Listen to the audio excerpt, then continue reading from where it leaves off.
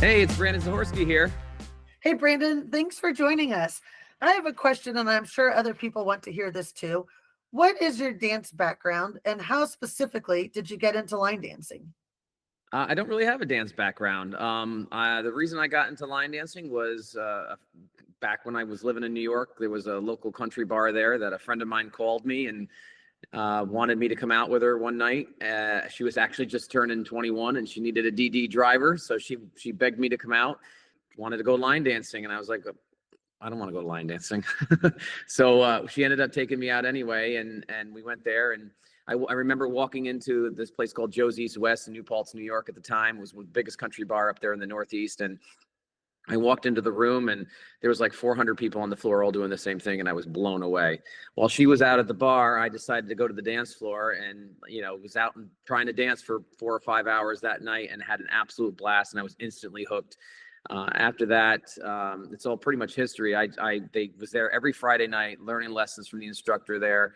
And eventually, a couple of years after that, ended up being the instructor there and taught there for many, many years.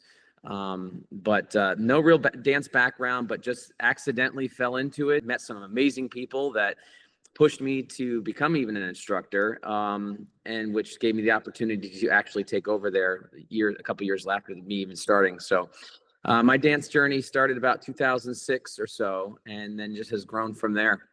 I bet you never had any idea where it would take you back when you first went there either. Not even a clue. It was incredible. So I remember going to my very first workshop, which was the Missionary and Friends weekend with Dan and Kelly Albro up in New York. And they were actually the very first ones to ever hire me for a workshop as well. So I've been very blessed and honored to be a part of many workshops across the states. Well, I know we're excited to have you coming to our workshop too. So, what a fun story. When you're not dancing, what is your day job? When I'm not dancing, what I do every single day, Monday through Friday, is I work in telecommunications for a company called ADV Wireless, and we service, maintain, and repair cell towers for AT&T, Verizon, T-Mobile, and I love my job. It's great. Oh, wow. Well, I'm surprised because I thought you did something with containers as well.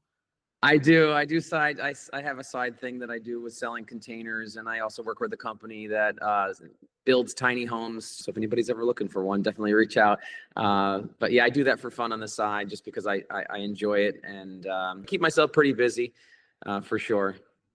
Well, when you're not doing any of those things, what are some of your hobbies outside of work and outside of dancing?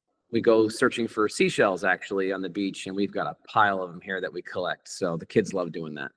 Oh, well, fun. Would you say you are a morning person or a night person? Definitely a morning person in this household. We're all up by at least 6 a.m. every morning, regardless of what time we went to bed the night before. Oh, wow. I had to set my alarm today to get up for this interview. Okay. When you've traveled, do you have any funny or crazy travel stories? I think I have one that stands out, that makes me laugh when I think about it, because I have a good friend of mine that was there with me, and she reminds me all the time of this story. We were getting ready to leave New York to fly to Will Craig's event in Big Bang when that was still up and running, and we were getting ready to get on the plane. The lady at the counter had questioned me on the size of my carry-on. And you know how they have that like little stand there where it says, put your bag here to see if it qualifies and it fits? Yes. So I took the bag and I go to put it in, and it wouldn't quite fit. So I kind of gave it a little push, and I looked at the lady and I said, ish, like ish kind of fits. Well, everybody there starts laughing. The lady kind of just looks at me. She goes, you're fine. And she just sends me on my way. And we start walking down into the plane, and the woman, Mala, my good friend Mala that was there, she starts laughing so hard. She goes, do you realize what you just did? I said, yeah, I did. I didn't do it on purpose. It was a complete honest mistake. I was like, ish, kind of ish fits. Because if anybody that's taken a class with me before, I do that a lot throughout my class. I'm like, anybody get, did you get that step ish? All right. All right. We'll try that again. But that was one of the funny stories. Because everybody around us that we were standing there all started laughing at me because I was like, ish. Oh, that is funny. Glad you got to take it on then, for sure. Yeah, for sure. What is your favorite dance that you've choreographed? I would say one that holds a little special spot in my heart is the dance called Butterfly Eyes. And that dance I choreographed with my wife, Stacy.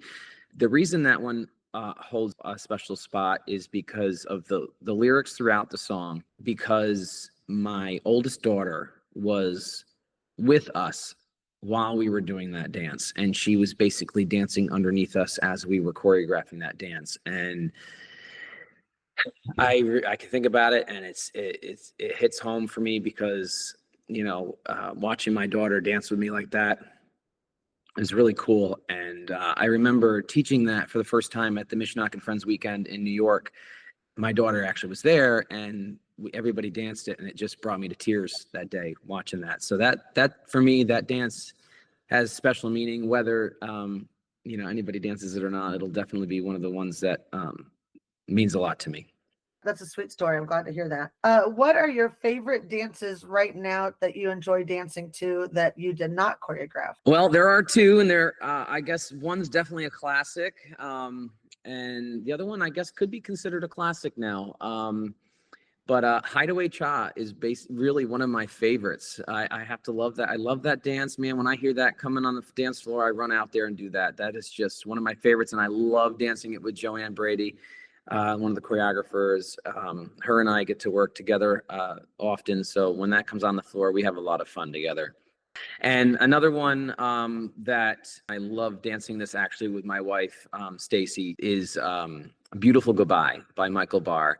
And when her and I dance that together, we do that in a sweetheart position. And those are two dances that just will never, ever get old to me. And I absolutely love those two dances. I love Hideaway Cha too. And Joanne Brady is a hoot. Yes, she is. I love her to death. A lot of people wonder with Shivers, have you heard from Ed Sheeran, and how did that go? I have not heard from him directly, but I'm sure as some of you that are watching have seen the video out there where he did join in on a class and learn Gives Me Shivers, which was really so cool to see, and such an honor for him to even be interested enough to want to do that. Shivers was definitely not intended to be what it is today. I never expected that to happen. In fact, when that dance came to fruition was when I was running out of the house to a Tuesday night class at Billy Joe's, and I needed to dance really quick. And that song, actually, when I first heard it, I didn't like it. And it started to grow on me those couple of weeks. And I heard it again right before I was getting ready to leave. I'm like, oh, there's got to be a quick, easy little dance that I can learn to this and teach it tonight. So at the time, there was 12 dances, I think, to it. I started going through them, and nothing really stood out to me that was going to be able to work really well for me for the bar scene. So I was like, I'll just choreograph something really, really quick to it. So I threw Gives Me Shivers together within, I don't know, maybe 5 minutes. It really wasn't anything that I was putting any type of effort into.